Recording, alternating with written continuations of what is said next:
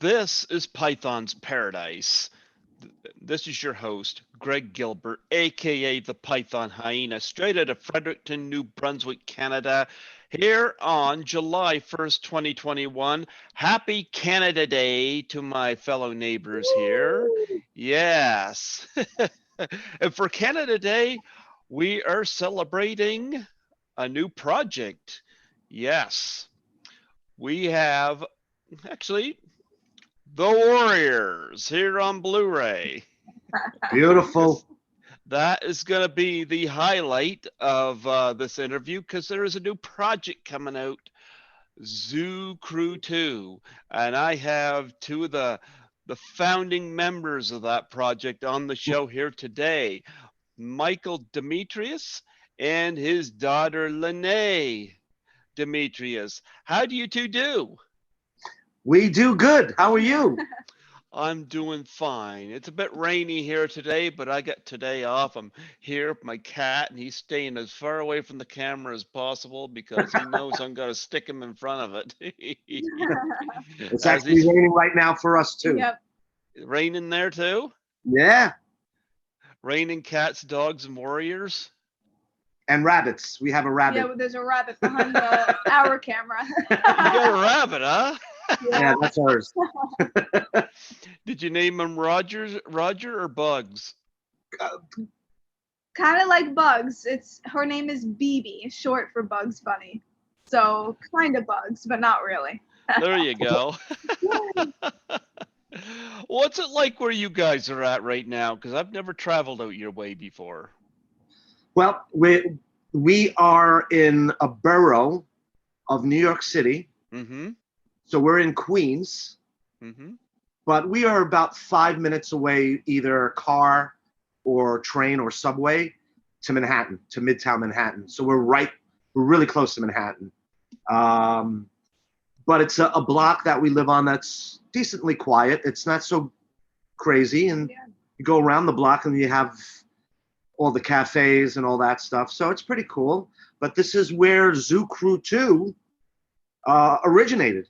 We ran this neighborhood. So we are in Astoria, Queens. Or Long Island City, Queens. That's the town. And yeah, it's changed a bit in 40 years, I'll tell you that much. But well, I would have been 7 years old when the Warriors came out in 1979. And as I mentioned, I got the Blu-ray here, but our friend Creepy Ghoul has Laserdisc, and among other, yeah. Wow. He was actually showing me some pictures of those figure pops that you can get. Yep. He has several of those. So, but he's also got some. I know he's mentioned he had some rare memorabilia from the movie. So a shout out to Creepy Ghoul Vision out of Toronto. He did the walk around videos for Horrorama, which was my first convention, and I'd never met him. But I work as an essential worker, as a cleaner, and so I would plug his stuff and listen to his walk around videos while I'm doing my work. And it just kind of occurred to me, I should have him on because I miss Toronto tremendously because of this darn pandemic, you know? Yeah. Actually, my father lived in Hamilton he grew up in Hamilton, Ontario. So we have a little bit of a Canadian. We got a bit of a Canadian influence. There you go.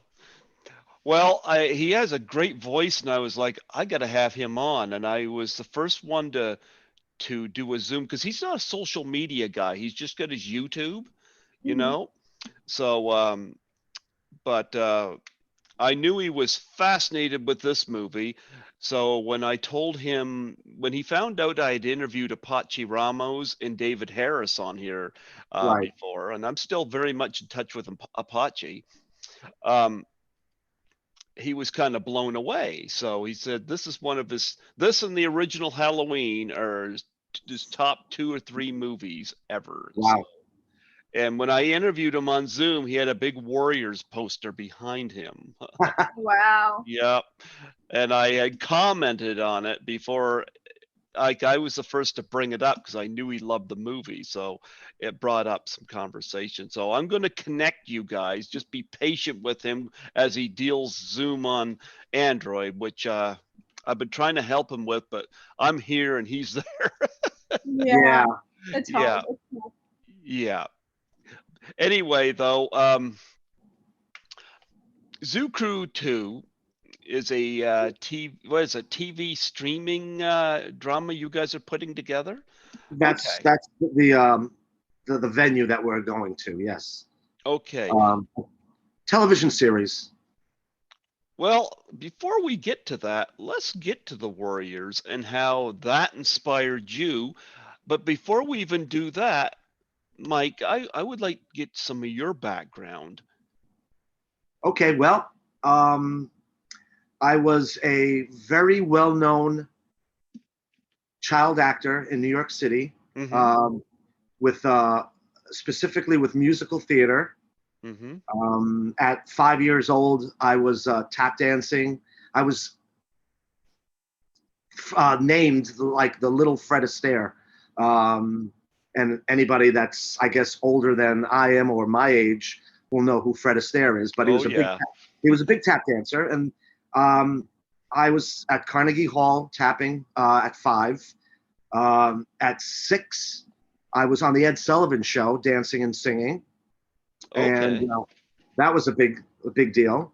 And throughout the 70s, I had done Music Man with Ken Berry from F Troop. I did Oliver with John Carradine, the original the original, I guess, American Dracula, father of Keith and David and Robert. The Howling. Yeah, The yeah. Howling. Yeah. I think that was his last movie to be. Yep. To I remember he had such bad arthritic hands, man. He couldn't even pick up stuff. He was like this, but he was a great guy. Mm-hmm. I had toured all on the East Coast of the United States with Angela Lansbury in Gypsy, and I was on Broadway. I was at Lincoln Center, did Midsummer Night's Dream. That Richard Gere was in that, and I was on Broadway. I was the original cast member of Runaways, which was a really breakthrough type of Broadway show that inspired actually Rent and the Heights, Into the Heights, and all that stuff. And we were on the Tony Awards. Was nominated for 5 Tonys, performed on the Tonys. So that was my background, amongst other small little productions and commercials and movie bits and stuff. I was in The French Connection. I was in The Godfather. So You know what? I interviewed Randy Jurgidson from the French Connection.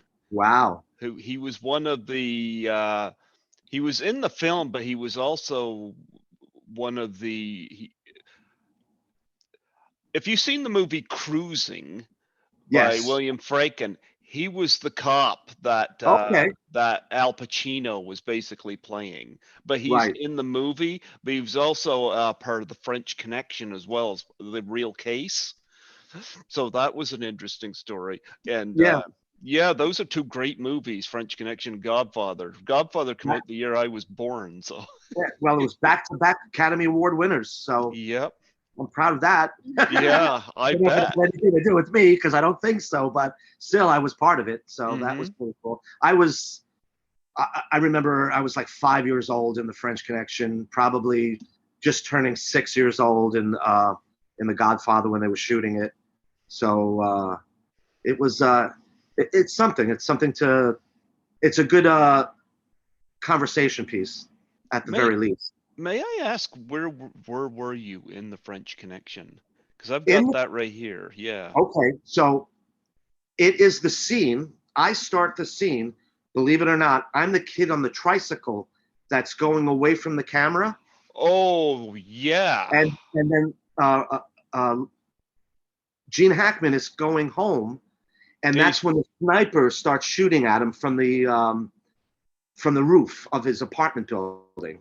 oh And yeah.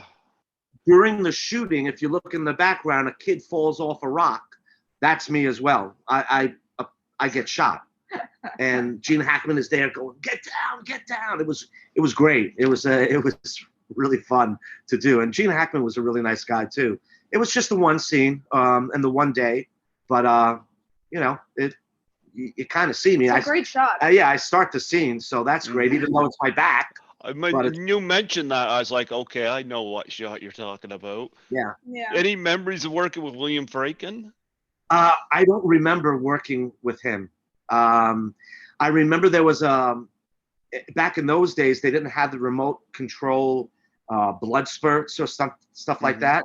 So there was a guy off camera with like a little, I guess a button of some sort, and they ran wires through me, and then he would just press the button, and the thing would go, and the blood would be there, and I would fall off the rock. So I remember him, but and I remember Gene Hackman because he was in between the takes was saying, you know, you okay? Because I was falling off a rock all the time. So he was cool, but I don't remember the director. I don't remember working with him. What about the Godfather, your part in that? Yeah, so in that, it's the scene, and again, I start this scene with two other kids where it's snowing, and Pacino and Diane Keaton are coming out of gimbals. And it's snowing, but it was fake snow. And we're kicking a can down the street, and you actually, you know, you see me, but I'm wearing short pants in the winter, and it wasn't winter when we were shooting it. So I guess somebody made a mistake. They were knickers, but still, if it's snowing, I don't think a kid would be wearing knickers showing their knees. Snow. Well, but there's one. You were inspired by this movie. These guys would wear shorts in the snow. Well, and going to the Warriors, when I finished Broadway, and you know, I was like turning 15, 16, and I had been in the business for so long that it was like, man, I wanted to do something else. I mean, when I was on Broadway, Broadway was not the way it is now. It was really rough. It was tough. I used to hang out with pimps. We used to be on 42nd Street. That's where I started getting a little like, hey, you know, I'm not the cute little acting agent kid. This is something new. And some of the guys that were in the Runaways, the play that I was in, were real runaways. So they were really tough guys. And I was like, okay. And we had some sort of interconnection with the Warriors. Some of the guys had auditioned for the Warriors, but they didn't get it. So they were in Runaways, and they were filming Warriors while we were doing Runaways on Broadway. So long story short, that came to an end. I went to see the Warriors, and I went, wow, this is what I want to do, man. I want to get my ragtag bunch of friends from Astoria, Queens. I want to be a gang leader. I want to run a gang. And that's what we did. And there was a really pretty well-known gang in Astoria called Zoo Crew. Okay. And we were younger, so they were older guys. They were pretty bad. You know, they were a legit, I'm going to beat you up kind of a gang. And we were like, you know, 15, 14 years old. And we said, okay, we'll name ourselves Zoo Crew 2. What the hell? And we didn't beat up a lot of people, but when push came to shove, we had to do some fighting. But that was the inspiration. It was like, I don't want to be a child actor anymore. I want to do this. I'm tired of singing and dancing on stage and being somebody that someone else is telling me to be. So that's how Zoo Crew 2 was inspired by the Warriors. Okay. Lenay, can I get some of your background? Yeah. So I'm pretty young. I'm 24 years old. So I definitely haven't had as much experience as my father, but especially growing up in the 2000s, 2010s, I guess. You can't get away with even a quarter of the crap that he could get away with in the late 70s. But I started off in the entertainment industry, actually when I was like 3 or 4 years old, on the radio. So I don't know if you're familiar with the Ron and Fez show, but they were a pretty relatively big radio show, especially like in the Northeast region in the early 2000s. Mm-hmm. And they ended up on Sirius XM later on, and now one of the hosts is still going, not the other though. So anyway, I would call into the show, and it was kind of like a novelty because that show was very like raunchy adult comedy, like that, just like that kind of a vibe. So having a 3-4-year-old calling into this adult comedy radio show obviously sparked a lot of interest, and so I kind of was able to parlay that into more like in studio appearances. I ended up having my own show at one point around like 7 or 8 years old. Actually, it was like one of the first podcasts ever, like before podcasts were even a thing. We would call it internet radio. That's what it was. Yeah. So there wasn't even a terminology for it really. But yeah, so basically throughout my whole like early childhood, I was on the radio and was pursuing that pretty much full time. And then, and may I just say this, she actually, because of her call-ins, I used to call in as well, but when she appeared there and I took her to the studio, I actually got a job with the radio show because of her.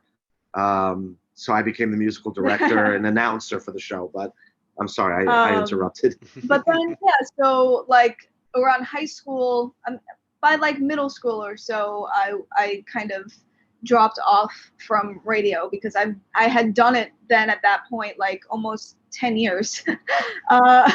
So I was like, I want to do a little something different. So I ended up going to high school in the city at a performing arts high school where you have to like audition to get in. And I started studying drama and dramatic writing.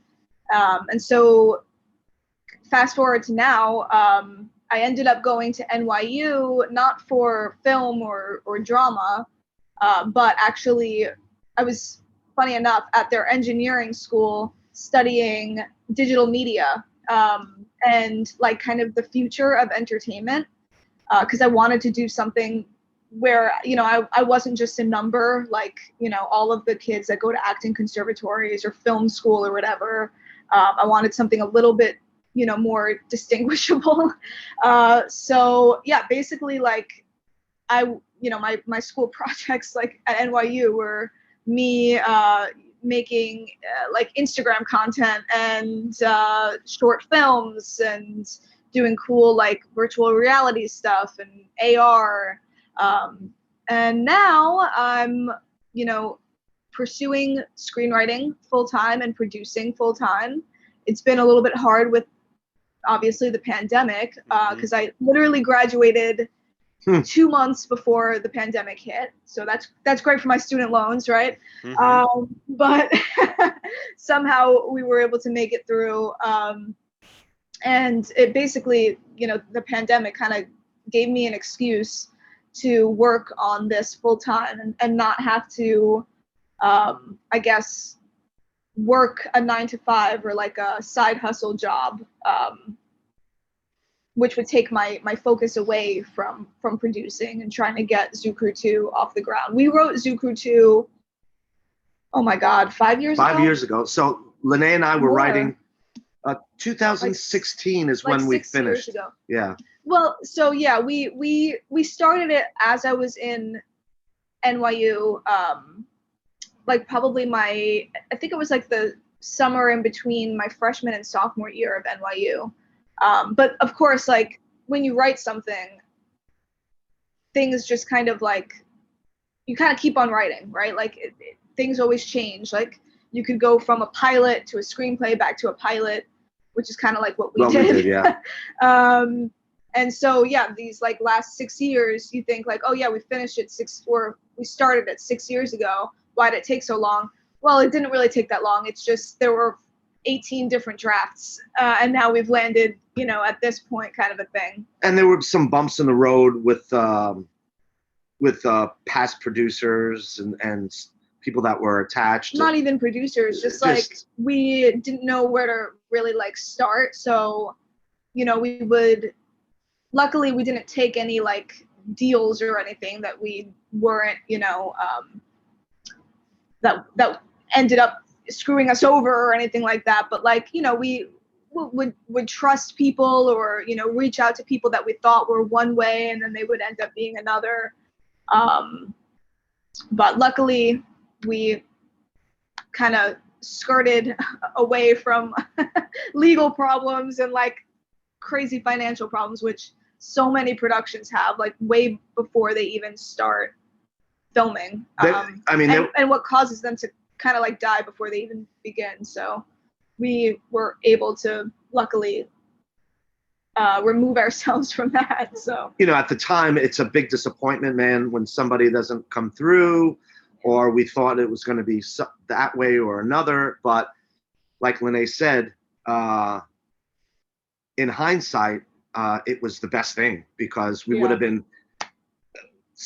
had a contract that we were going to sign with the first producer that came along, and Lenay was the one that said, "No way, man, I'm not doing this." And I was like saying, "Yeah, why not? Why not?" But in hindsight, that was the best thing, that it did not happen. Yeah. So she's the sound one. You raised a very smart daughter. Thank you.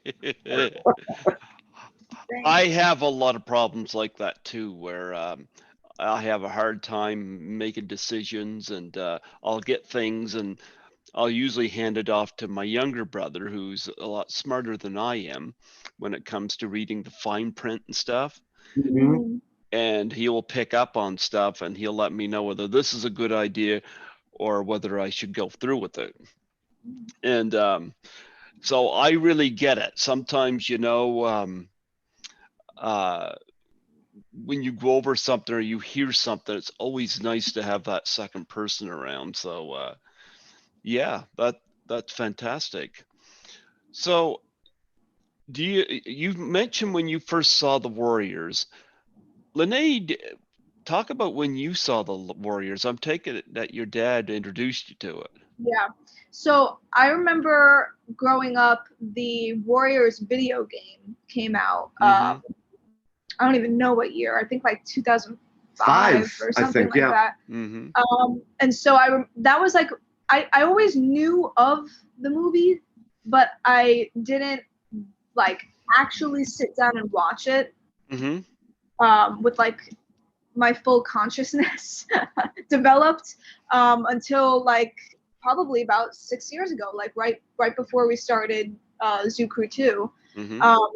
So when I first watched it, you know, it's so funny because like the video game, I have so many memories of the video game because he used to play it, and I remember like how like violent and crazy it was. And of course, I think they made the video game a little bit more gritty. Well, I don't know. I mean, I think the video game is definitely like a more Grand Theft Auto version of the story, The Warriors. And it makes sense because it's by the same company, Rockstar Entertainment, which makes Grand Theft Auto. So of course they're gonna, you know, want to see like the guts and the blood, you know, spewing. But when I first watched the movie, I was like, oh well, this is like not as like gory as I thought it would be, or like, I mean, it's obviously gritty, but like it's not as gritty as I thought. But I've watched it now so many times because I like to rewatch it every 6 months or so, just to like keep it, you know, always like on my mind, you know, as we're working on Zoo Crew 2. And literally every time I watch it again, I'm like, man, what a great movie. Like it's so, it's just like, it plays into like samurai movies. It plays into like Greek mythology and like the whole idea of like there's like a hero's journey. Like you have these group of guys stuck in one place and they need to get to this other place, and they're just confronted with obstacle after obstacle until, you know, the biggest one. It's so universal, but yet so specific to New York City, and of course New York City in the late 70s, which I never experienced, but I can relate to it as a New Yorker because there's still shit like that happens on the streets of New York, maybe a little bit less common, but or a little bit different for various reasons, but it's something that, like, no matter where you come from, you can relate to it because of that universal kind of like story structure. And case in point, like, we've spoken to people that are in the UK, are in Italy, Indonesia, that are like huge Warriors fans. And like, on the surface, you think, how the hell could they relate to this New York City late 70s, tale? But it's, you could make Warriors in space and it could still work. It's like, I guess that would be Star Wars, Warriors in space. Could be. You know what I mean? Like, it's that universal kind of story that never will get old. It's like tried and true.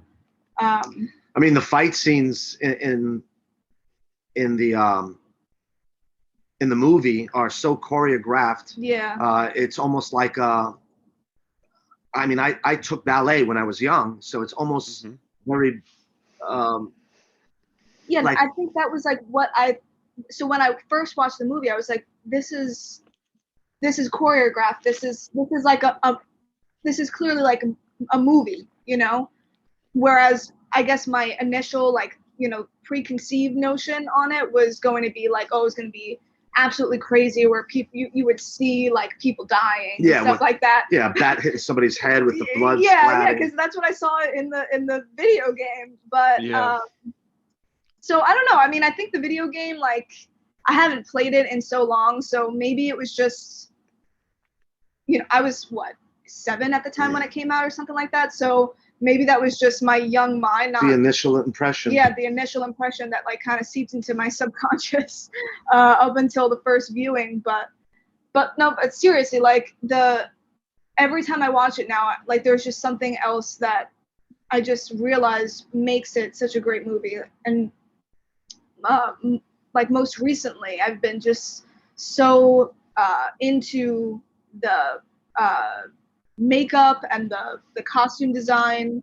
I'm sure you're familiar with Bobby Mannix. She was the costume designer on the Warriors, and I've had many conversations with her now because we have a good relationship with her. So, like, in these last couple viewings of me watching the movie, I'm just like, this is so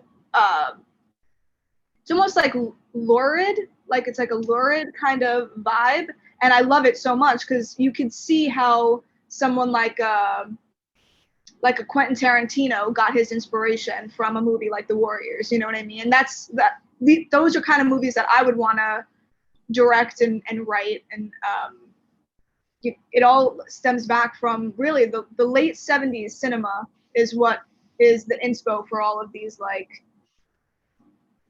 fun, like, Coen brothers, Quentin Tarantino, Safdie brothers, kind of like vivid depictions of violence and crazy shit that happens in cities. Like you mentioned, Halloween, John Carpenter. I mean, that changed horror movies. Mm-hmm. And then he did Escape from New York, which was if you watch it back to back with the Warriors, it's kind of similar. Yeah. I mean, it's got that grit. It's got that New York feel. Even Halloween. Yeah. Even Halloween is very similar to the Warriors, I think. Yeah, and I mean, again, when you watch Halloween, there's not much gore. No. Not the first one. Maybe number 4, number 5, and all that stuff. Michael Myers Returns and this and that. Now they made it into a slasher film, but Halloween 1 it just made you scared because of the way it was shot and all that. It's expensive. Right, exactly. You didn't have to have a guy's arm being chopped off to go, oh, and stuff like that. So yeah. Tell me about New York in the 70s. I get asked that a lot with me. Do I remember remember the 70s. And of course, I spent 7 years in the 70s, and I have vivid memories here, pure bits and pieces of the 70s. Talk about New York in the 70s and the changes. Obviously, technology obviously changed and whatnot. So, talk about New York in the 70s. Well, again, it's kind of weird because I would never let Lenay, while she was growing up, maybe, I would walk her to the train station, or it was like a big thing if she took the train on her own when she was, 16, 17? No, like maybe 14. Okay. Toward the end of my high school years, I was like, I'm just doing it. But with me, at 13, at 14, I was basically on my own touring with Angela Lansbury. But it was very violent. It was dirty. If you walk down 42nd Street, man, you'd either be, the bums got to you, or the heroin junkies, the junkies got to you. If you went into Central Park, you were taking, you were putting your life at risk in those days. Yet, it was okay for me, I guess, as a boy. I'm not sure if it was a boy-girl thing, but as a boy, it was like, okay, no problem. Freedom. It was great, and it was, especially when I was on Broadway in '78. That's where every day I was there. 6 days a week, I was doing 8 shows, and in between matinee and the late show, we'd be out walking around and, quite frankly, getting high, and Jaws was out, Jaws 2. The Omen 2 was out. I remember that scared the hell out of me because I had done LSD or something. I dropped something, but it was challenging, but it was fun for me. And again, the things that we got away with in the 70s, like stealing a school bus and driving it around, we didn't get into trouble. I mean, do you do that now, you're going to jail. Yeah. But back then, what happened to me was they gave me a JD card, a juvenile delinquent card, and they made sure that I had to take driver's ed when I got caught, so I couldn't get a license until I was 18. But that didn't make a difference. I was still driving when I was 16. So the 70s was a lot of freedom and a lot of craziness. And as the 70s segued into the 80s, when crack started coming around, and Giuliani cleaned up, Rudy Giuliani, when he became the mayor, and when he was the DA, because people forget that he was a major district attorney here in New York City. He started cleaning up the city, especially 42nd Street. That's where Disney started investing. Disney said, hey, and then everything got like pretty and nice. But in the early 80s to the mid 80s, that's when guns really started coming around. Like, it's like, if you looked at somebody wrong, they could just pull out a gun and shoot you. That is when it got, okay, now this is scary now. This is not like I'm getting away with it. We threw an egg at a storefront. This is now, somebody's going to kill you for your money because they want that 10 piece of crack. So that's where it was like, especially with my friends and I, where we said, I think this is it, guys. We can't, we're going to get killed. Either we're going to die or we're going to get killed. And that kind of ruined it. But 70s were fun, man. 70s were, even though it was dirty and gritty, it was still fun, and we could get away with a lot. So that's how I remember the 70s. You mentioned Central Park and women having a hard time walking around. It kind of put me in mind of another movie that had a scene shot in Central Park, a movie that I absolutely love called Ms. 45. And of course, Zoe Tamerlis Lund played Thana, who went did that scene where she was the gang people were all going around her, and when they charged, she pulled the pistol out, blew them all away. Yeah. There was a few. There was a few movies after the Warriors. There was one that I was in called The Exterminator, and Okay, yep. I was in that one. And the scene that I filmed that I was in was the park where the conclave was for the Warriors, where it was the big meeting. So that was Okay. great. There was another film, man. It was John Cassavetes' wife. I think it was Gina Rowlands. She did a movie, and I don't remember the name. That it's. Was it Gloria? I think it was Gloria. Yeah, Okay. that was another one. And then there was these Italian-made movies called The Bronx Warriors. You got to look that up because they were. It was a trilogy, and each one that was filmed like at Roosevelt Island, and it was almost like guerrilla. Fred Williamson was in the first one, and it was kind of like the Warriors meets Escape from New York. It was kind of that vibe. Okay. And that came out like a year after, and the lead man, and again that his name escapes me. He was in all three movies, and he was an Italian actor. So it was like a half Italian made. It's like a spaghetti western. Yeah, almost like that. But yeah, a spaghetti gang film. a spaghetti gang film. But there are a lot of movies like that. I mean, you look at the Wanderers. That was another kind of gang movie, but that was early '60s. Set in early 60s. Set in early '60s. Yeah. That came out the same time as the Warriors came out. So. It was a very hot topic in late 70s, early 80s cinema, for sure. Especially like New York City produced cinema. Yeah, absolutely. But they were all like rushing to get it done. Yeah, they were all competing against each other. The Warriors and the Wanderers especially. Warriors, and then there was a third one that they all were filming at the same time, and it was apparently like nuts, especially with like the permits and stuff. They were just like all trying to race to finish up. And there wasn't enough release. Like crew members because of it. Yeah, it was like they were getting people from LA. Yeah, or recruiting non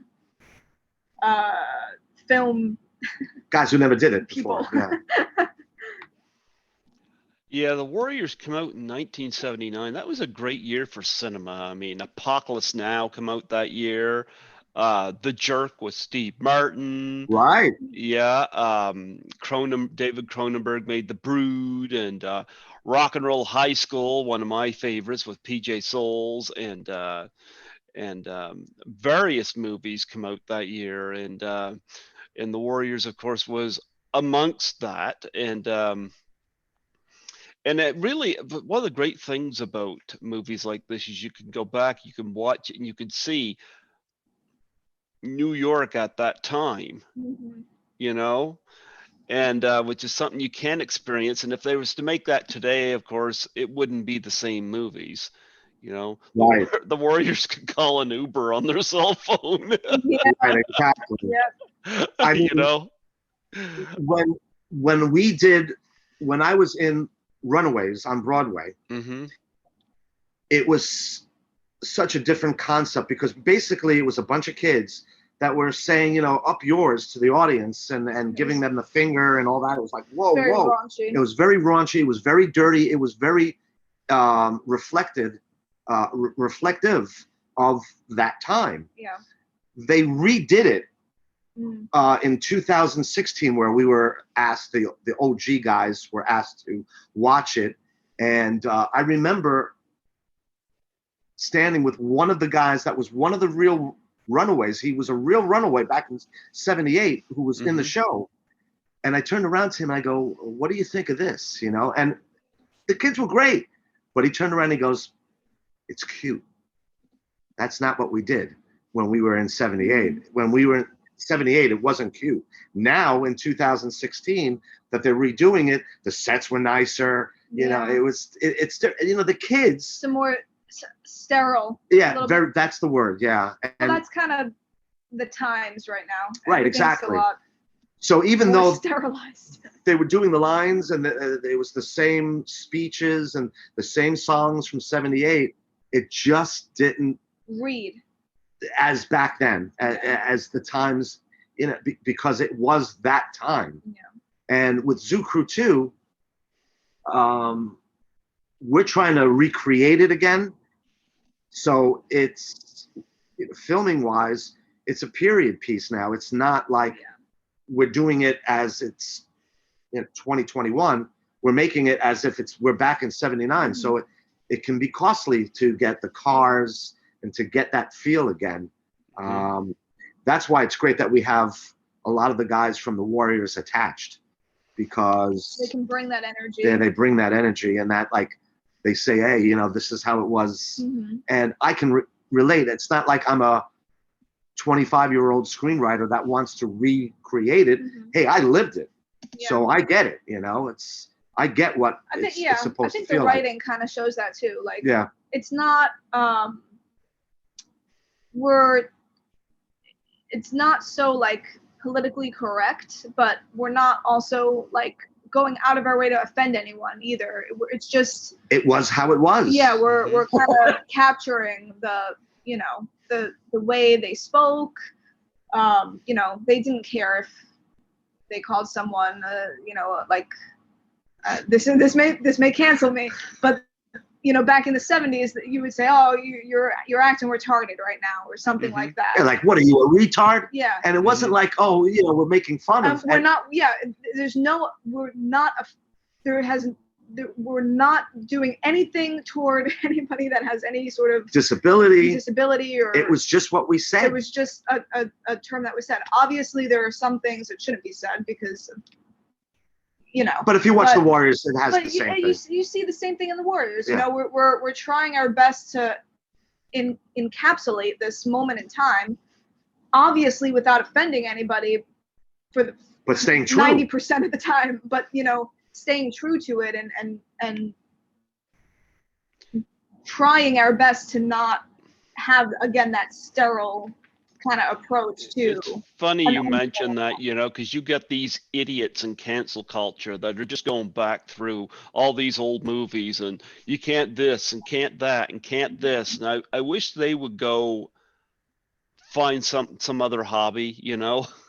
Go pick up trash on the side of the road or something, do some people some good, because going back and trying to erase our past is not going to benefit our future, you know. Absolutely. Yeah We learn from our past, and it depends on the intent, you know. Like, again, obviously if there was a scene in Zoo Crew 2 where the gang is making fun of someone that's mentally handicapped, that's screwed up. Yeah, like that's not that. There's no good intent on that one, right? But you know, but calling each other names or idiots, like now in cancel culture, you can't call someone an idiot, or you can't say the word stupid because that's offensive. And I'm like, okay, I don't know where these rules are coming from and who is like behind the curtain, like typing out these rules, but it's just absolutely ridiculous where, you know, you can't say some like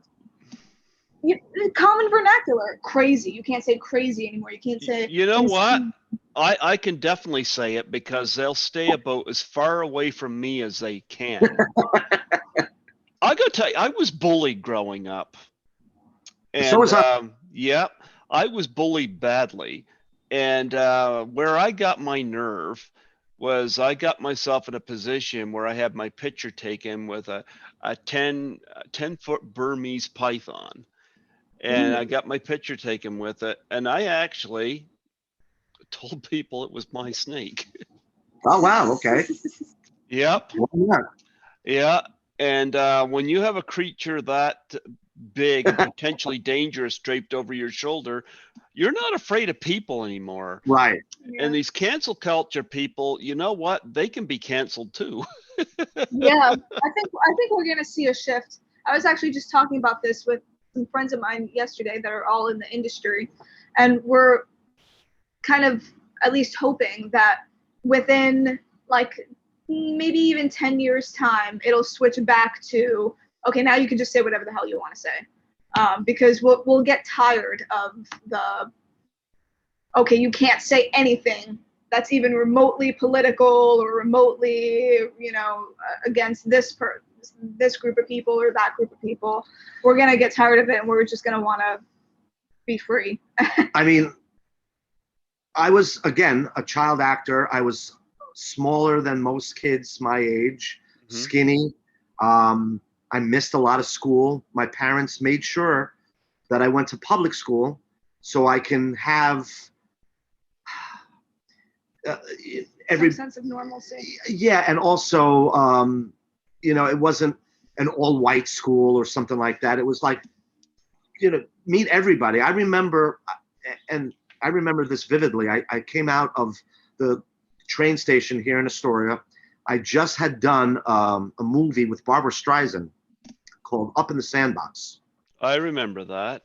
And I was just an extra, but I was there. I worked a few days. And I turned around to my mom, and she goes, I was speaking about somebody, a friend of mine that was on the set, and he was black. And I said to my mom, well, he's my black friend. And she just slapped me right across the face, which you can't do that now. And she slapped me across the face, and she goes, you don't have a black friend. He's your friend. Remember that. And that was like, okay, cool. But going back to the bullying, it was, because I missed school, because I was an actor, and I would get away with not being at school for maybe a month because I was doing a tour or filming something. People would always make fun of me, and I would break.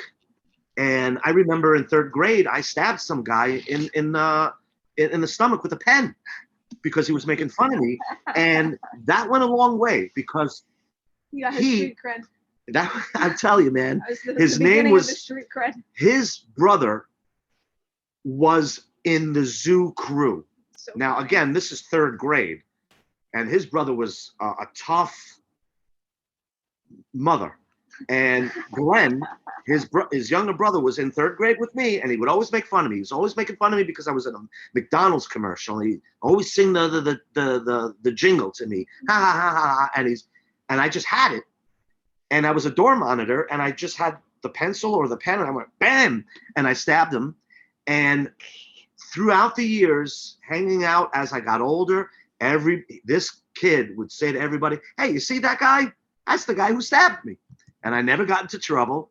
But as I got older and as I became a teenager, it was like getting the guys together and doing, like, we stole 40 dozen eggs. We had a whole big caper, and we stole 40 dozen eggs from the local supermarket. And being a neighborhood, everybody heard about it. And it was like, oh, he did that? He was the one that was the ringleader? And it was like, this is great, man. Now don't mess with me, And then when one of the other guys maybe had a fight with somebody else, oh, he's part of that crew? Oh, don't mess with those guys. And I was getting by, not by, as I got older, it wasn't fists that made a difference. It was smarts and the perception. So as a little kid, I was beat up a few times. Guys got to me, and oh, you're an actor kid, and how dare you, and this and that. But as I got older, I knew, like, hey, maybe if I just have them think I could do this, then that'll get me further than actually doing it. It's like raising a kid. I mean, I never spanked her when she was younger, but she always had the perception that, hey, man, maybe I could spank her.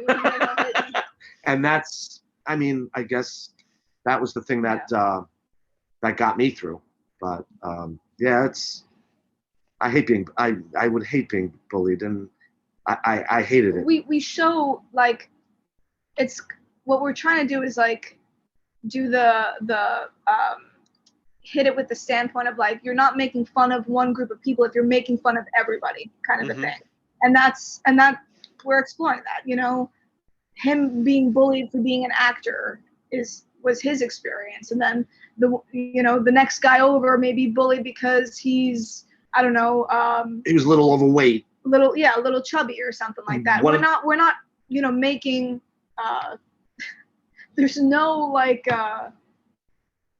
statements like, oh, if you're overweight you deserve to get bullied or anything like that. No, we're showing like it's shitty. Everyone gets bullied for some certain reason. Either you're a little bit overweight, or you're a little effeminate, or you're a different race, different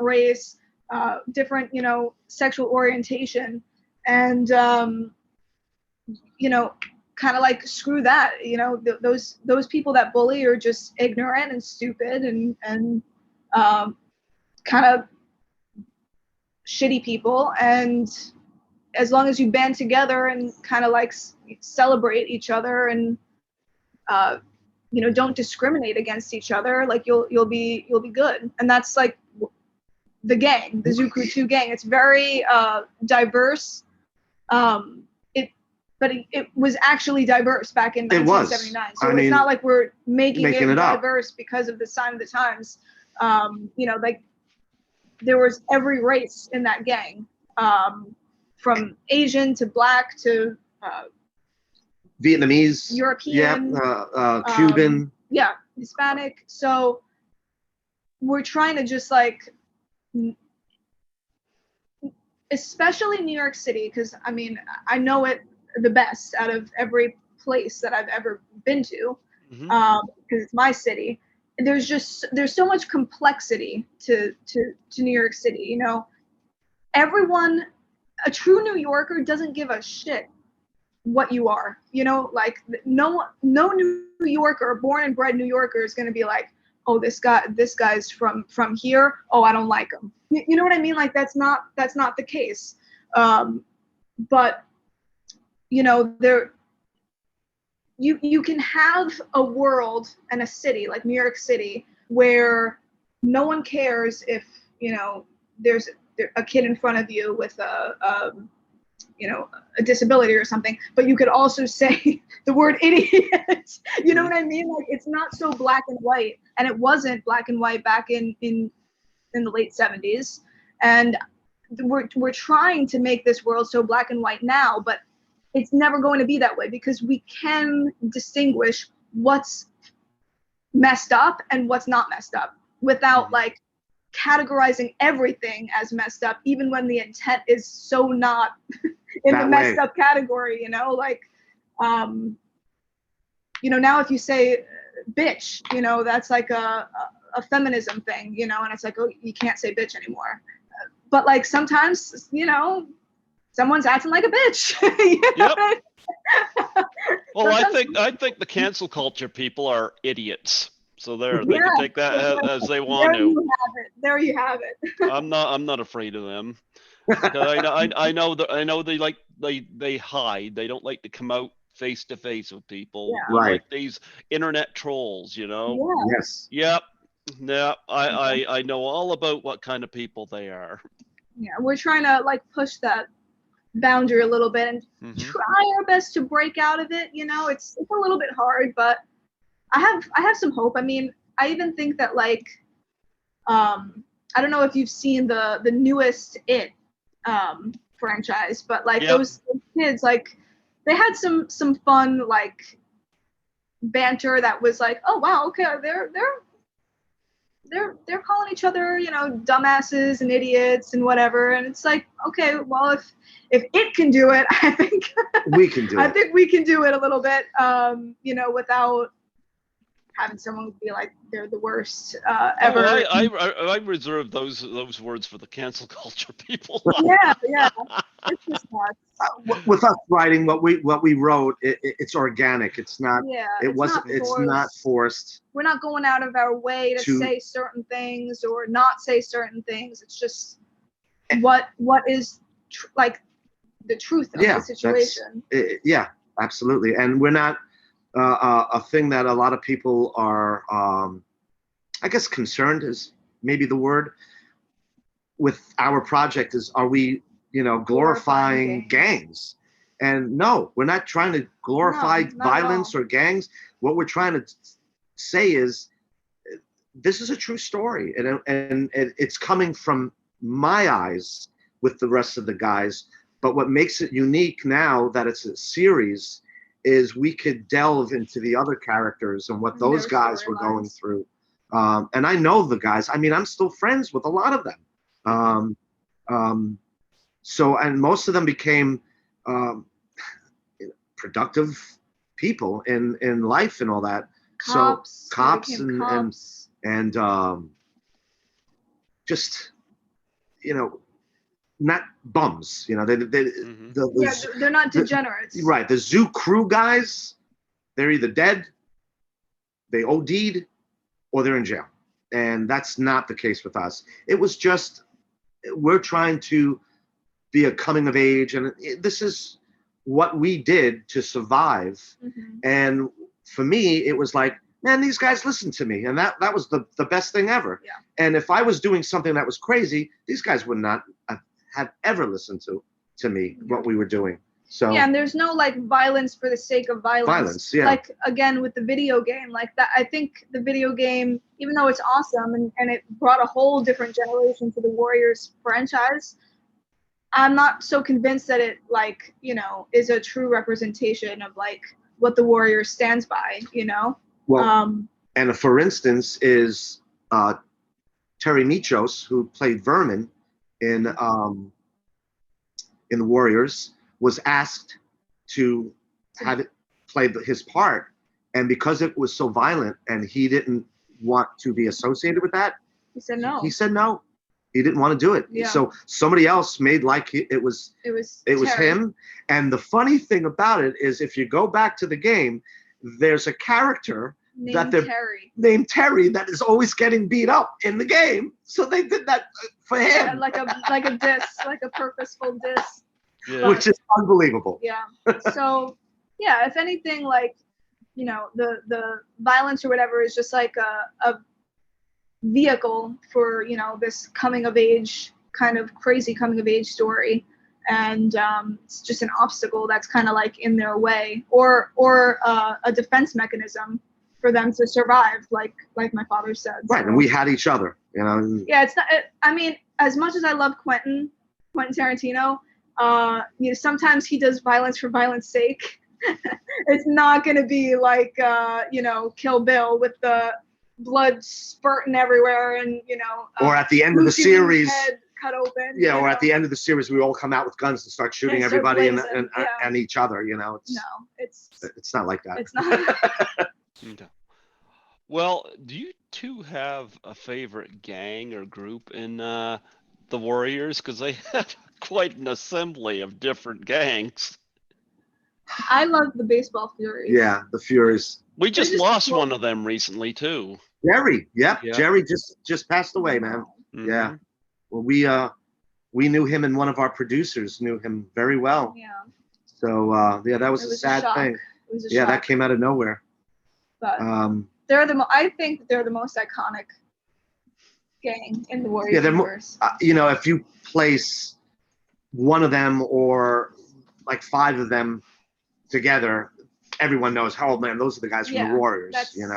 That's how I, like, before I watched the Warriors, I always knew that the Baseball Furies were the Baseball Furies. Mm-hmm. But I couldn't necessarily pin out like one of the Warriors. Right. But I knew that, yellow, greenish makeup with the pinstripes. The pinstripes. And the bat, of course. Yep. We need to talk about getting connected with the cast of the Warriors. Who was the first connection you made, and how did you talk about your pitch of Zoo Crew 2? Okay. In 2015, there was a reunion at Coney Island where some of the guys got together and they had like a convention where they were going to sign autographs and all that.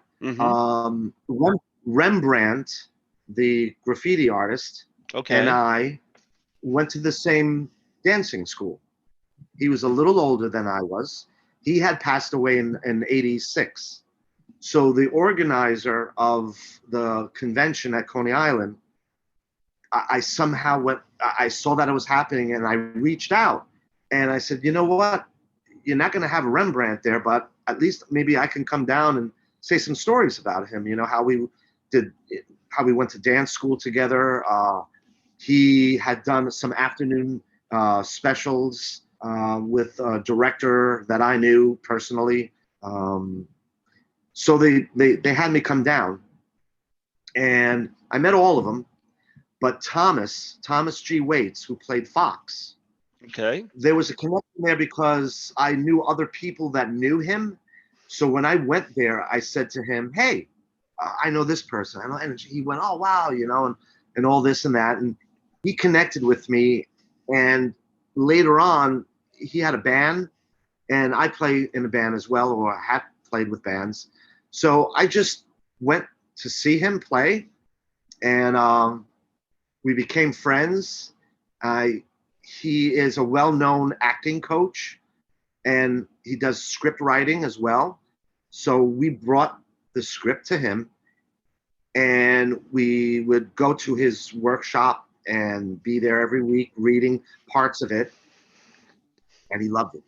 He absolutely said, this is brilliant.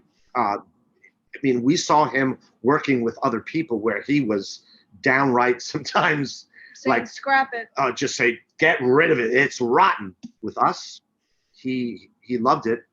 And we got to do a reading at the Producers Club in Manhattan, and everybody loved it. And I kind of mentioned, like, hey, wouldn't it be cool if we can get some of the other guys, not to play them as like, oh, they got older, they're playing their character from the Warriors, but like Easter eggs. Like all of a sudden, fans are going to see, hey, man, that's the guy that played Swan, or that's the guy that played Fox, or that's the guy that played Vernon. And each guy read the script, and most of them loved it and just said, yeah, we're on board. We want to be part of this. And it would be the first time that they would be together since the movie, since the Warriors. They do conventions and, you know, autograph sessions and all that stuff, but they've never appeared in a film or TV series since back in the day. And again, when I was saying to them, hey, I was in Runaways and I know this guy, one, you know, like Dorsey Wright, his best friends, both of them were in Runaways with me. And yeah, there's a lot of connection. And then they knew that I wasn't just, you know, bullshitting them. I wasn't just coming out of the woods trying to sell them something. They go, oh, this guy's for real. Mm-hmm. And at least that gave me enough credibility for them to read it. And then they liked it. And then Thomas would say, yeah, man, this is good. And that's how we got everybody. And Bobby Mannix, the costume designer, you know, for her to say, man, you know, I want to be involved. And nice. It's great. So, you know, there's, it may not work for, you know, all the guys. Some of the guys like Cowboy, we can't find. We don't know what happened to him. Mm-hmm. Swan wants to wait until we're, you know, maybe getting a little bit more into production. But, you know, the four Warriors that we have and Apache, Apache has one of the iconic lines. Yeah, we love Apache. You know, and we love him. You know, we're going to rain on you, Warriors. Well, he's going to say the same thing in Zucro too. We're going to say it somehow. Yeah, somehow or another. I keep asking him, you know, what happened to his afro? Yeah, right. I've had David Harris on the show back in 2017.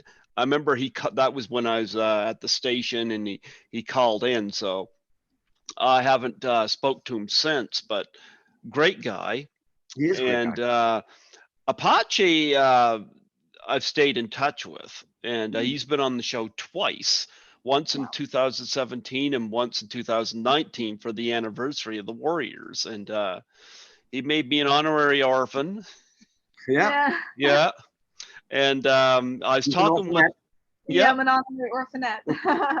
yeah. Well, I usually text him because that's usually how he uh, contacts me. But I did call him the other night, and he picked up, and we had a conversation, and he told me a little bit about this project, and I said, yeah, I said, I'll help you guys promote it. You know, I'm very happy. I'm very happy about Zoom because the station I'm affiliated with is still locked down, despite the Right. fact, well, I've been going to the movies since last July, Wow. like a year ago. Well, Right. now, you know, I've been going to the movies, but I can't get in our station. And so when one of my guests had said, it was Nancy McLaughlin from Friday the 13th, Part 6. Jason Lives said, if she can do Zoom, I can do Zoom. And Right. I went 9 months in, because we went in lockdown in March of 2020. I went 9 months not being able to do this, and I had like 30 people waiting for me. Right. And unfortunately, some of them people I couldn't even get back on, even when I was able to do it this way, like as if the pandemic was my fault, you know. Right. Right. You know, so my younger brother, who's my tech guy and my manager, he got me set up with Zoom, and you're 66 this year, so I've done well with this. I'm very, very happy with Zoom. It's very nice to be able to look at people and their various backgrounds and connect. But yeah, um, and right now, like I said, the pandemic's put a mess in all of us. You know, this apartment I'm in now was supposed to be temporary. Because I lived in the place I grew up in for 47 and a half years. I often joke with people, my folks had to leave because I wouldn't. But my folks both are terminally ill and they had to move into my grandparents' old house because there was less stairs. So my brother has been Oh, taking wow. care of them. And I moved into town here and I work as a cleaner. But the plan is we want to get a place where my brother and his wife live upstairs and I live downstairs with my freeloading cat because Mhm. he doesn't pay any rent. Doesn't get a job. He's over there scratching his ear right now. His job is being cute. He don't care. He don't care. Anyway, I so anyway, I'm very, very, very happy I've been able to do this again and help promote this project. Now we got to get into the Indiegogo of, I'm going to just minimize the screen here so I can see it. Zoo Crew 2, Indiegogo. Now you guys are trying to raise fund for this, and I'm going to see what I can do on my end on this because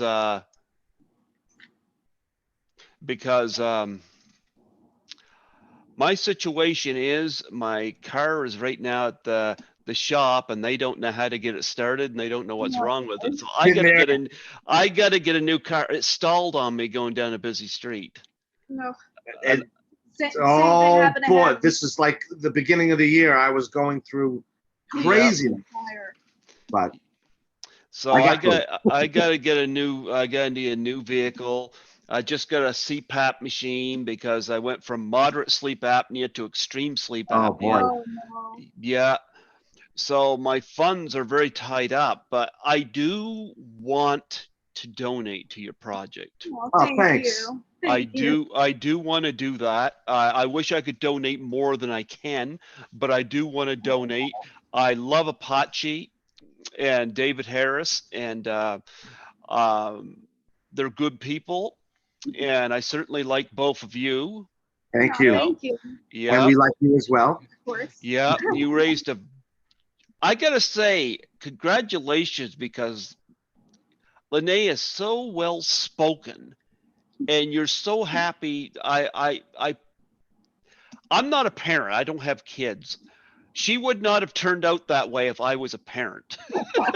Well, you know, she's I've never liked kids, and so I never had any. And but I admire parents that have children that grow up as sophisticated and smart and well spoken as what she is.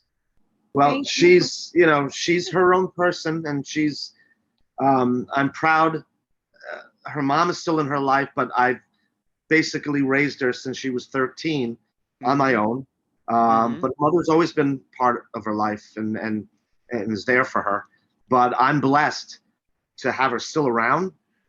She still takes trips with me, and we have fun. I think that's where the writing comes from, because we kind of complement each other, and we kind of know what like Our humor is the same. and We're like, for the most part, movies and music, it's all the same. Like, I didn't end up I don't know, enjoying rom-coms the best while you're watching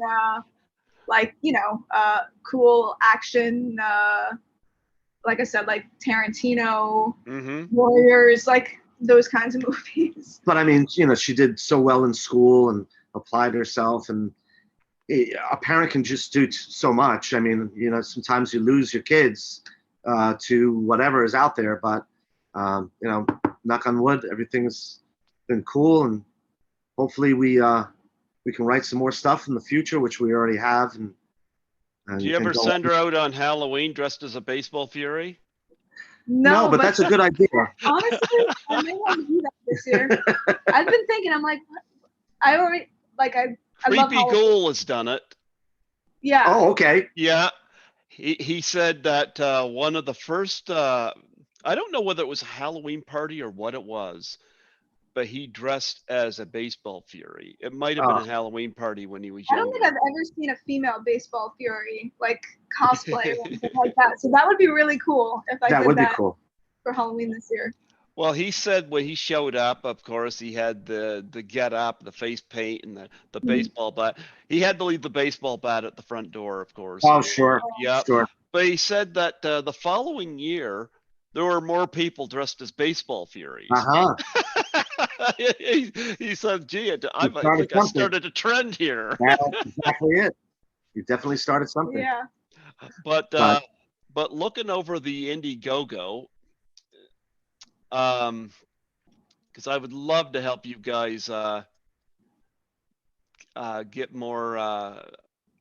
I'm looking at the perks, and I love the fact you get the perks named after you. Get the punk perks, and you get the lizard. Yeah. We have the baseball furies perk. Yeah. But yeah, so each perk so it's a little bit misleading. I think people think that they have to claim a perk. They don't have to. If anyone wants to donate an amount that's like, let's say, lower than the first perk or in between perks, like $10, Yeah, you can just make a simple donation. Or if you want to just donate $20 without claiming the perk, if that's your thing, you could also just do that. You can have the donate option, but the perks are cool because we have, I mean, the one of the most common perks that people do is, of course, the punks perk, which is like our social media shout out. You have like a really nice post that you can put on your social media or repost, and it looks really official and cool. But a lot of people also like the Turnball ACs perk, which is our official poster. So we'll mail you a poster, our Zoo Crew 2 poster, and of course shout you out on social media as well. But then there's some like crazy ones for like the bigger fans, like the fans that like wanna like really support, like the Lizzie's perk. You actually get your name in the credits of the pilot episode, which is pretty fun. So like, whatever, or you can like donate the $100 for the perk and, give it to somebody, like somebody else's name, like donate in their name. Right. And then if like someone is ballin' or like completely rich or something, we even have the Warriors perk where they can be on Zoom with all the Warriors and do like a cool Q&A kind of like virtual meeting thing, which is like, I mean, that's insane. That's like that is a really, really cool perk that we have. What else? Oh, we also have getting your photo in the pilot episode too. So that would be fun. It'll be so much fun to like see your name or your name and picture like on a billboard in the background or something like on a pole saying, have you seen this person? Yeah, like a missing poster. So a bunch of really cool perks. Obviously, like it's so not needed to claim those, but it's always nice to give some reward, like as a thank you to the people that are supporting us. So yeah, and any amount counts. Like I keep on saying that to people. I think a lot of people think that like, even $10 will not make a difference, but it completely makes a difference. Because of the 1,000 people that said, oh, it doesn't make a difference, $10, 1,000 people, do the math. Like it really does make a difference. So, anything really, really counts, and we're appreciative of everything. I always am like, I get the email on my phone, and as soon as I get any contribution, no matter what price it is, I'm always like, oh, we got a contribution. And I'm always like, very excited about the whole thing, that we have people that are kind enough to support us. We're definitely reaching a lot of people, which is cool, and we're definitely getting a buzz. Yeah. Because, being on with you, and we've done a couple of other podcasts and stuff. People are very interested, but I guess, times are tough, and we are asking for a good amount, but with whatever our goal is a good amount. A good amount. Yeah. But whatever we come up with, we want to be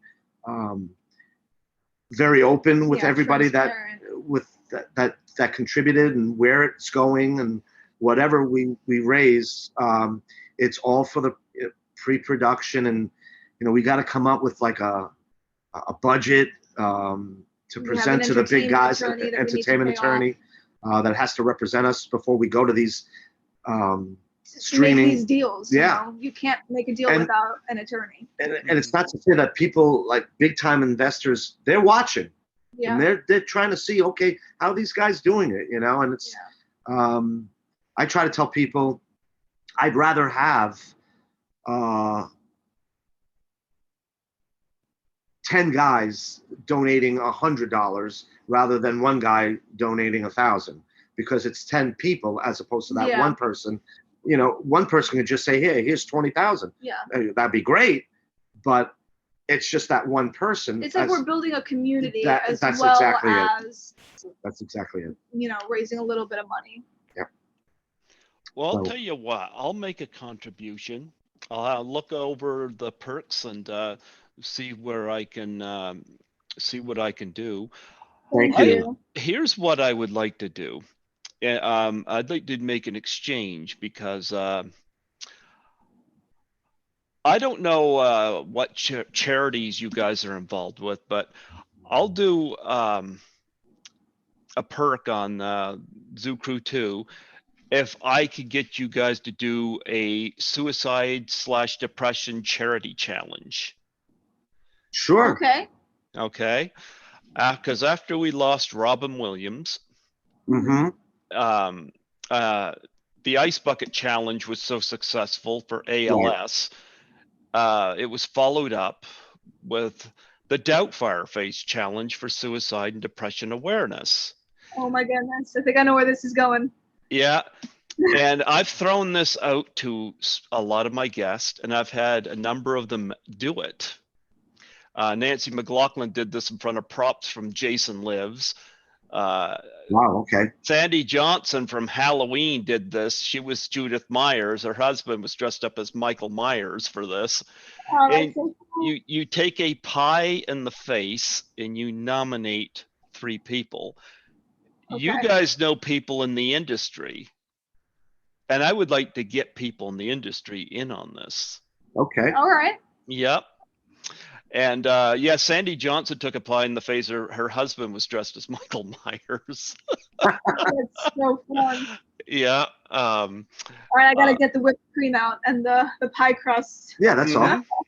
All it takes, is just whipped cream and a pie plate. Yeah, People like don't have to get. Yeah. Yeah, yeah, just go to the supermarket. yeah. Yeah.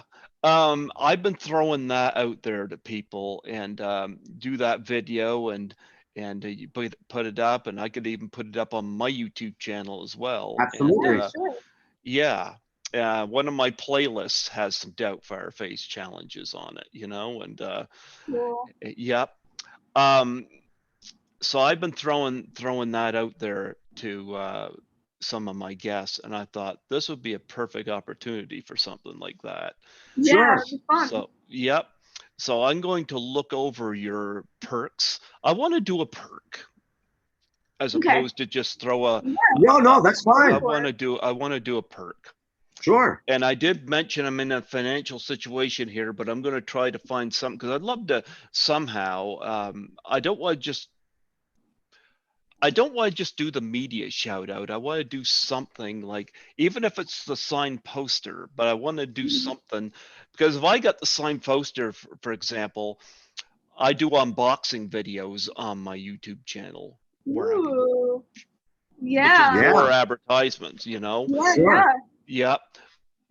Or if I can afford to do one where I get my name or picture in it, I'll try to do that because I've done that before too. Sure. Well, know? just to let you know, so every perk pretty much includes the previous perks in that perk. So for instance, if you were to do the special thanks credit perk, Mhm. you would also get Get all those other the perks. signed poster and the social media shout out. That all so it's comes like yeah. it's like a bundle based kind of like system. So Okay. you Each end up perk getting extra. adds everything else. Yeah. But That's what I think I'll do. Plus, I like I said, I've had David Harris on here. I've had Apache Ramos on here a couple times. And I'm getting Creepy Ghoul. I'm going to connect him with you guys. Yeah. cool. Again, be patient with him, but I'll tell you, I told him when he does the Zoom, have his Warriors collectibles out there. Oh yeah, Yes. I guess he's got some very rare stuff. Like, man. If people see that, especially the Warriors fans, mhm. he's gonna get people Yeah. contacting him. Yeah. He's just trying to figure out how to get Zoom in his Android phone working for him. That's all. Yep. But Once 'cause that this- happens, he doesn't do Facebook or Twitter or anything, I think, because of all the politics and stuff like that going on. right? He just stays out of that. He just does his YouTube. But that was where I contacted him. And when I found out about this project, I said I had to get him involved with it, so, and he's open to it, he's open to it. So it's just a matter of getting things on his head straightened out. He sent me the email back and forth between him and Apache, and I was pretty flattered with some of the nice things that were said about me and that. Oh, I cool, was man. like, keep that That's going. nice. Sure, absolutely. Yeah. So yeah, I'm going to select a perk and I'm going to make a donation, and Thank you. in exchange for a Doubtfire Face challenge. I want Sure. you both to do it. Okay, Okay. Yeah. no problem. We'll do it. All right. Absolutely. And and for all your fans, if if they want to sign up for a perk or help us, we're on Indiegogo, Zoo Crew 2, Yep. Mhm. and we certainly appreciate you coming on board. And I give a lot to charities. What 3 charities specific. do you guys have that you're involved with? ASPCA, I donate. I've always been with Children International. I've adopted kids virtually, I guess. Financially as well. I'm an ASPCA is every month. The Shriners Hospitals for Children.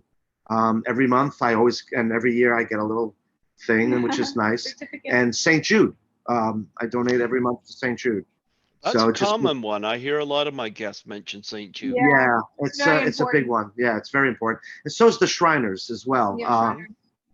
And you know, and really, so is the ASPCA. I love animals. So I hate when you see, you know, animals being abused and all that. And I wish I could do more. I think in the future, because my mom suffered from Alzheimer's for years. I definitely want to get into that. Well, but, the situation I don't here, make a big deal out of it. Yeah. My dad has ALS, my mom has Parkinson's, so that's what my younger brother is caring for them right now, you know. Yeah. So and you're talking about people like my dad in particular worked all of his life, you know. He was what you call a workaholic, so being in a position where he can't, that's a difficult thing. It's a killer. You know, it makes it worse. That's mental too, you know. And although they say ALS, you only have a 5-year life expectancy, but my father's exceeded 7 or 8 years with it. Good for him. Good for him. Yeah. And Parkinson's, we know, is, you know, what got, you know, Robin Williams. So yeah. We were blown away by that. Yeah. And my cat suffers from lazyitis. Same thing with our rabbit. Except there's one cure for that. I just have to rattle the treat bag. Oh, that'll be a big burst of energy then. That's for sure. Yes, indeed. I had a cat that all you had to do was wrinkle the wax paper for like ham, you know, that comes in the deli, and he'd come running. He'd come running. He loved his ham. Lenay, you said you were involved with radio. Did you say that right? Yeah. So from 3 to about 12 years old is when like my radio career really. You don't do it anymore? Not really. I mean, sometimes I live stream, which I kind of categorize that as like an extension of radio. Yeah, I agree. But it is different. But yeah, I mean, aside from like these podcast interviews, I honestly don't even have the desire to host a podcast. I just feel like it's so saturated right now. Like there's just so many podcasts that like, why should I even try? You know what I mean? But I guess I'm also just like not that interested in it anymore because I just feel like I've already done it, you know? Like I'd rather do live streaming, you know, which is a little bit different for me, or, you know, make YouTube videos or go on TikTok. I like to follow the newer, you know, trends and the newer kind of emerging media that's kind of happening. So, yeah. So you got a YouTube, huh? I do. Okay. I do. I haven't posted in a little bit. Actually, I'm a little bit more active on my TikTok, but it's all the same. It's all the same name. It's Lenay Demetrious or Lenay D. And I'm pretty much always posting on like TikTok and Instagram at this point. There's some funny YouTube ones though. But there are some funny YouTube ones. Featuring me sometimes. There you go. Well, you know what? We'll try to get Zoo Crew 2 out there. I did put the Indiegogo up on my Facebook page. Thank you. Hachi Ramos sent that to me, actually. So no. Yeah, he's great. He's the best. Yeah. Yeah, I got I got that just out of the blue from him about I'd say about 2 weeks ago, somewhere in that area, and I was like, okay, all right. So yeah, so no, that it was great, and I um, hopefully we can get out of this pandemic shit show. Have you both been double vaccinated yet? No, we No. haven't. No, No. you're not going to do the vaccine? I'm like so close to doing it. I actually, this is actually pretty funny, but I recently got a tetanus shot, Mm-hmm. a booster, because I was due for it like right as the vaccines were kind of like rolling out. And my doctor was like, just to let you know, you have to wait like 3 months before you can like get any other vaccine. And that includes the COVID vaccine. So I was like, all right, I'll just get the tetanus now and wait 3 months. So I'm at this point, I think I can get it done, but I'm still waiting until like it's absolutely needed for traveling. You know what? It's funny you say that because we got kind of the jump on the pandemic here. We've had very low death rate here. And a lot of that was brought here was due to people not obeying the rules or traveling where they weren't supposed to. Yeah. But I haven't seen anybody that's actually had COVID. And well, we both had it. Yeah, we both had it and recovered from it. She had it in last April when it first started, wow. but it was nothing. And last July, what we were having here in New York City, they were doing a lot of pop-up antibody tests. So last July, to see if you had it. Yeah. So last July, I went in and I said, "Hey, let's see." It took 5 minutes. They called me up the next day saying, "Can you please donate because you're riddled with antibodies?" And I never even knew I had it. Yeah. So I was happy because I knew I wasn't going to test positive. And just recently, I had a physical. So that was last July. In early April, I had my yearly physical. Mm-hmm. And they were taking all the blood and they were saying, we're going to test for this, test for that. I go, you know what? Just for jokes, take another vial, test me for the antibodies again. They called me up 2 days later. You're riddled with antibodies. So I said, how could that be? It's not supposed to last this long. Did I get it again? They have no idea. But they did say, don't get the vaccine if you have all these antibodies in you because it's too much of an overload. I mean, the vaccine is giving us the antibodies. Yeah, every doctor has a different. This has their own little thing. Yeah. I met a flu guy, a flu shot guy from the past. So if I can avoid it, I will. But if I can't, for traveling and all that, yeah. If it makes traveling easier, I'm like, which it's starting to look like it is. May. At this point, I'm just like, I guess I'll just take it. But I last year. Hi, Skittles. Say hello. Hello. And what's his name? Skittles. Skittles. Skittles. Wait a minute. We've got something that's going to come. Oh, gee. We're going to go see a bunny. Skittles. Watch this. Almost the same coloring. Here we go. Ready? There she is. The baby. Sweet baby. Baby, look, there's Skittles. Baby, look who that. Skittles is like looking down, looking over at me like why? Skittles is like, no, you're exploiting me. You're exploiting me for views. Skittles, look at the bunny. Look at the bunny, kid. Skittles is like, I'm not having any part of this. I just come over to rub against your leg. Yeah.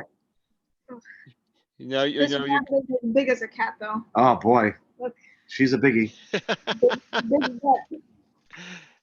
Skittles is like, oh boy, I just come over here to say hi from my sleep stupor. Oh, now he's coming up here. There is tail going back and forth. Okay. Yeah. Actually, Anyway, if you watch the videos on the Indiegogo with David Harris, yeah. just look down, you'll see the head of his dog. Yeah, His dog was on He's his got a lap when little- he was doing the video.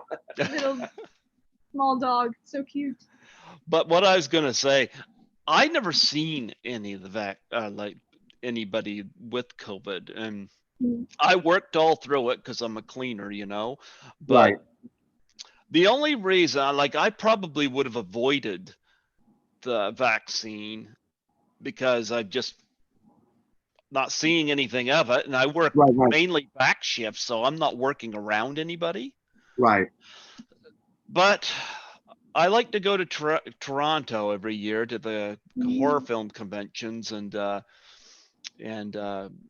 I got one of my guests. I go down there and I see when I'm down there visiting, and I was like, well, if I need it to travel, I'll get it. So I got my first one, and I'm set to get my second one on Monday. Okay. So, yeah, and I'm hoping that I don't have any reaction to it because I don't want to miss any work time, you know. Sure. Yeah. Especially in the midst of having to get a new car. I need all the hours of work I can. Yeah. Yeah. But Absolutely. yeah. But no, it's been wonderful having you two come on here and promote you. this, and it's nice to have the Warriors involved. I never heard of this until Apache had sent it. So yeah, we need to get this out there more. Get it too. out. Yeah, Yeah. get it going. Yep. Yeah, Mhm. for sure. Well, thank you. Well, thank you so What- much. Thank you. Now the campaign ends on or Indiegogo ends on the 13th. Now Yeah. We're what Last week. what happens if you don't make the goal? Are you gonna do another one, or So we have a flexible funding Mhm. on Indiegogo, so we get to keep as much as we raise, minus a few, minus a little bit for they have a fee, a 5% fee, and also shipping costs for the posters and that sort of thing. I mean, it really depends on what we end up with by July 13th, but we may end up having another campaign up just ongoing, just in case someone comes across it and wants to donate. Like, let's say we do more podcasts in July Or in or August. August or something like that. It's good to have a place where people can donate and contribute and support, because I might have a few other ideas for podcast I can direct you at too. Cool. okay. Yep.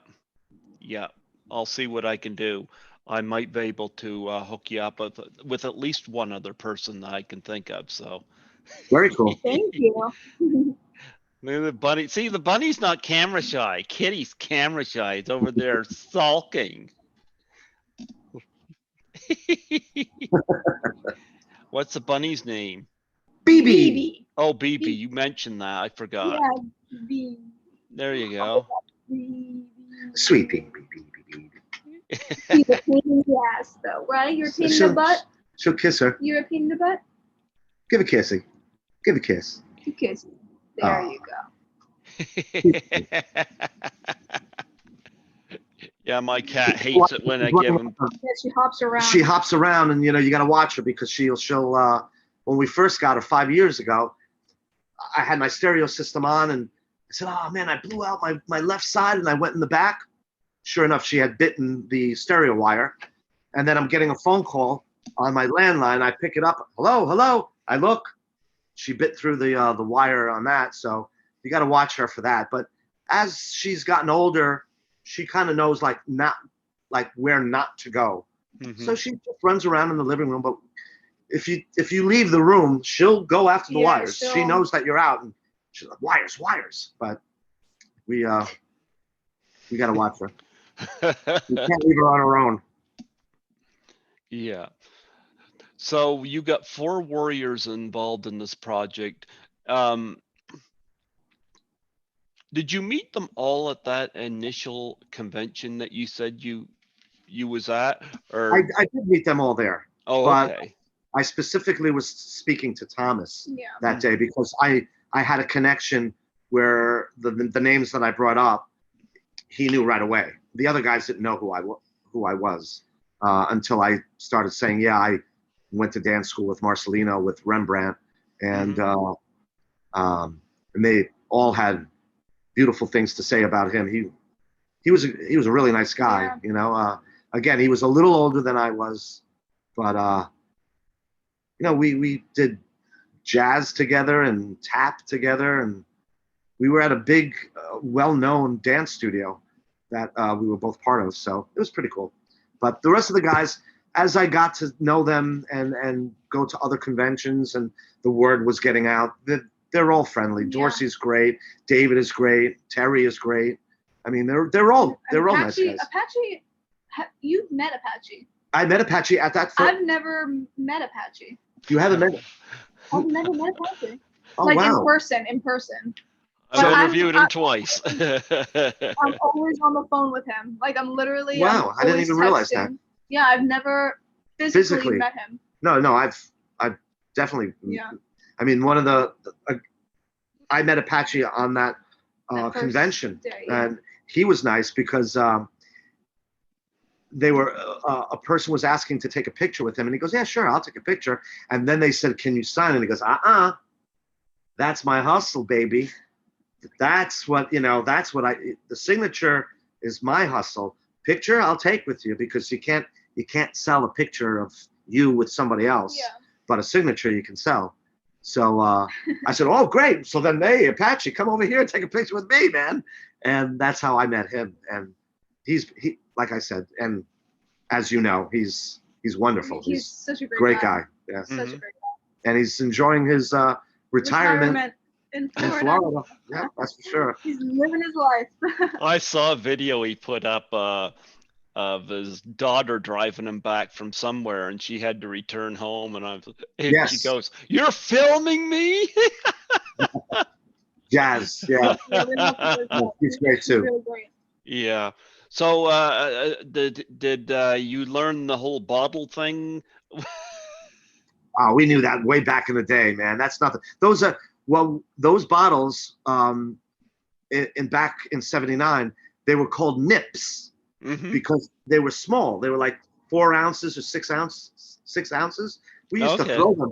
We always did that, you know, especially once the Warriors came out. But that was all improv. That was all improv. I don't know if you knew that, but. That was I didn't know it was improv, but that was certainly a scene that stands. Oh, yeah, without a doubt. Definitely one of the most iconic scenes. Yeah. Well, you know what? It was wonderful having you both on here today. I'm going to get this ready, and I will send it the link to you on email. Cool. Like I said, you could post it, share it wherever you need to, and that's not a problem. And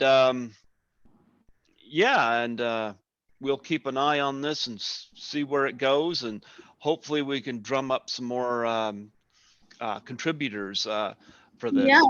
Thank you. I'll make a donation and you guys do a Doubt for Our Face challenge. Yes, we will. Yeah, absolutely. And nominate 3 people. Nominate 3 people out of the industry. Okay, but send us the info for that so we know what we're doing exactly. So we're doing it right, you know, and we can pass it along to the 3 people we nominate.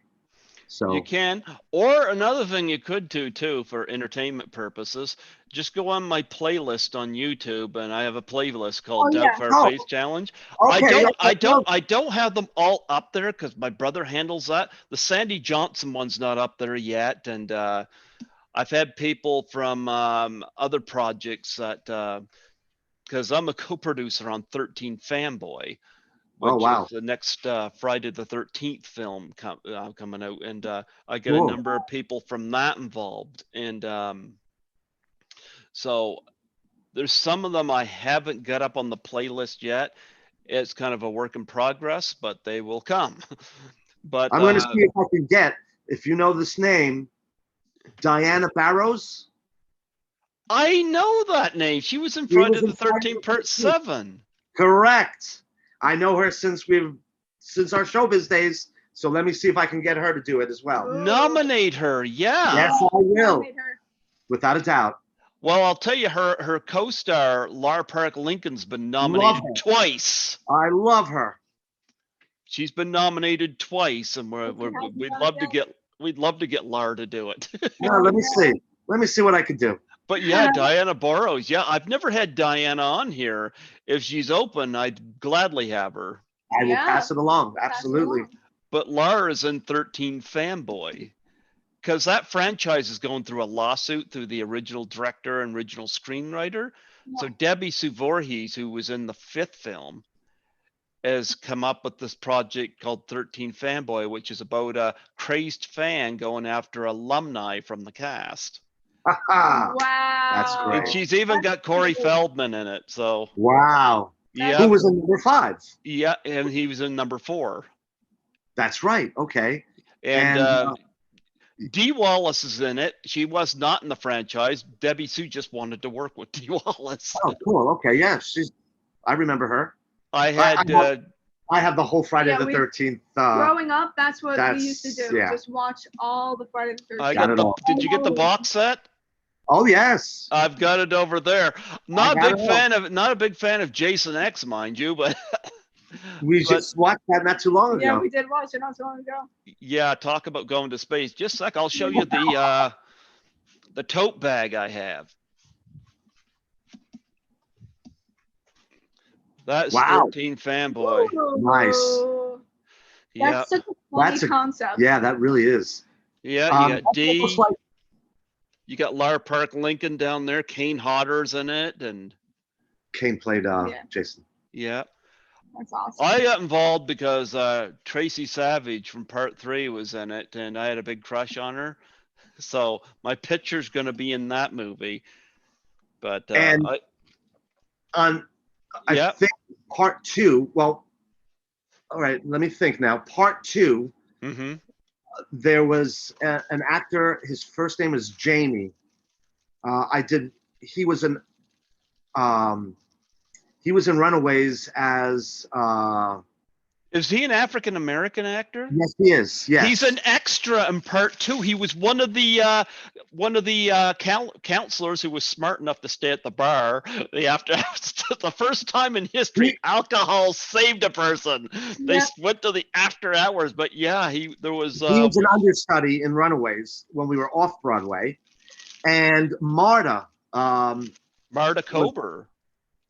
Oh, she loved me when I was a kid. One of the guys would always say, "Marta loves you, man. Go out with her. Go out with her." But we never hooked up. How is Marta doing? I know she had a hard time. Yeah, she's not doing well, man. From what I hear, she's gone. She's off the deep end. But she was cute back then, man. That's for sure. She was involved. Her and Bill Randolph. I enjoyed that shish kebab scene.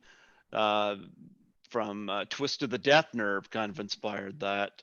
No, I would love to get her on here, but again, there's no contact info. Yeah, I've heard she. Diana Barrows, at least I speak to her. Well, nominate her for the Doubtfire Challenge and ask her if she'd come on here. I got that. Signed by Ted White. He was my favorite, Jason. Wow. Yeah. That is so cool. Yeah, so that was the first project I got involved with, was 13 Fanboy, and I've had so many people reaching out to me about their projects, but what they don't realize is that I don't make money on my podcast. I do this because I enjoy it. Right. And I think people think that I'm raking in the dough or something because of all the people I have in. I work as a cleaner, and to be fair, I've heard too many horror stories about people. Like Lisa Langlois invited me to my first convention. She and I are close friends. She did the Doubtfire Challenge. She was in class of 1984. Okay. And I heard horror stories about people being screwed out residuals and stuff like that. And I don't want to be that guy. Right. Yeah. Yeah. I'm not trying to put myself on a pedestal, but I don't want to be that guy. It was not how I was brought up. And So I don't have my stuff monetized. Not even my cat videos. Yes, I exploit my cat on there too. I got a playlist with my cat. And he's hates it when I do it, but I have to because he's my kitty. That's it. But yeah, throw that out there to Diana Burrows. Make that her one I of will. your, make that one of your three, and send her my way. Just give her my email. But You got it. All right. we'll keep in touch, Yes, and for sure. we'll see where this goes. I'm gonna get this done up so that I can get this out to you as soon as I can, and you guys can post it where you can. Now, normally I have stuff on there unlisted. I can put it public, but are you not able to share stuff if it's unlisted if I send it to you? I don't think I don't so. think so, right? I don't think so. I've tried doing that in the past, and it gets Well, like it's strange because I always sent, like, here's the thing with me is my former station manager had told me, don't put interviews up right when you do them, because you said save some for a rainy day. And I had no idea the rainy day turned out to be the pandemic. Right. And I had, when we went into lockdown and I had no way of doing this at the time, I was lucky enough to have about 150 plus interviews in my backlog. So I usually put 5 public a month. Oh wow, okay. And I'm next month, yeah, August, I'll have put up, I'll have be at the end of my 2019s, and then I got 30 from 2020, which means this one wouldn't be public until probably next year. Wow. But I want to do you guys this favor. So if you guys can't share this, because I find it strange, because these ones I've done on Zoom this year have not been public yet, and yet some of them have got quite a few views. Okay. So I don't get it, because you're not the first one I've heard this from too. I had somebody say, put it public so we could share it, but I'm like, why can't they share it? Yeah, it's so weird. I feel like every time I do something, because sometimes I put videos on unlisted, and then I want to share them, like I put them in an email so someone could watch them without like the public watching them. And then I like, it's always a 50-50 where they go, I can't watch it. It says that it's not Watchable. It's It's not available. available. Yeah. Well, I'll tell you what, I'll send it to you unlisted, but if it doesn't work, let me know. Okay. And I'll put it public for you guys, because All right. Thanks. yep, and I have no problem doing that, because I know you're kind of on. You got till the 13th, and Yeah. you know, I don't mind doing that. But I have had people that have. I just put one public the other day that was done just by phone at the station, and it was in the 3 digits. Wow. And that was before I put it public. So. Oh, okay. So weird. Yeah. Well, normally, you know, when you get the thing up, you just press share, and I just click the little YouTube link that's with it, because it always has Facebook, Twitter, and all the other things, you know. Right. I always click the link and press copy, and then you could just put it on anywhere. But like I said, if it doesn't work for you guys, let me know, and I'll correct the problem. Will do. Definitely. You know? But if you guys are able to do it with it unlisted, then you guys can post it wherever you want to. My permission granted. But if it doesn't work that way, let me know. Okay. And I will put it public for you guys. Thank you. Yeah. Thank you so much for coming on here today, and Thank you. Thank you. talking about the Zoo Crew 2 and the Warriors. I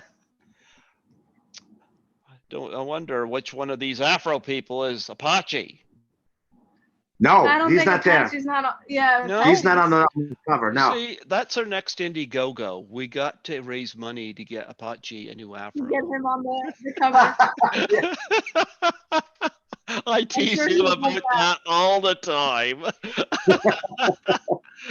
He shows up there, it's like, And we have, if you look on Zoo Crew 2 on the cover of Indiegogo, you'll see one of the guys with a big afro.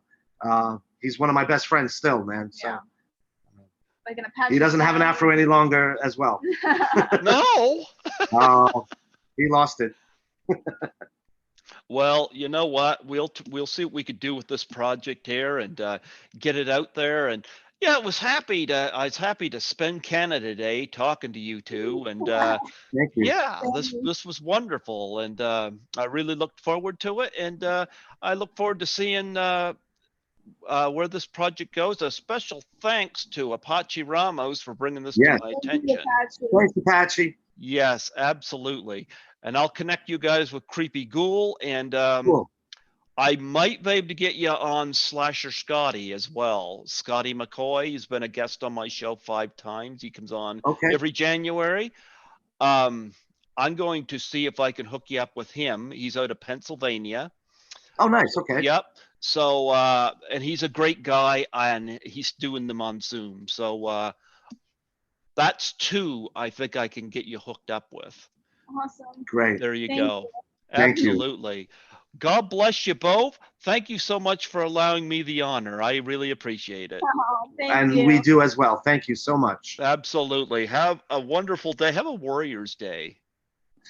And happy Canada Day. Yes, a Warriors Day with a touch of Apache afro. Yes. Or do an Apache a hairdo day. I'll pick out my hair to see if I can get the afro going. I love your long hair, man. Thanks, man. At least I Yep. still have it. You still So, have it. Mine's starting to thin back, and you are gorgeous. Oh, thank you. No, I'm talking to Oh. her. Oh. Thank you. Thank you. I'll save that compliment for you. But no, my hair, my cat's taken all my hair. Ah, Yeah, mine's Skittles. going out, and Skittles is growing his. I know, There that's you it. go.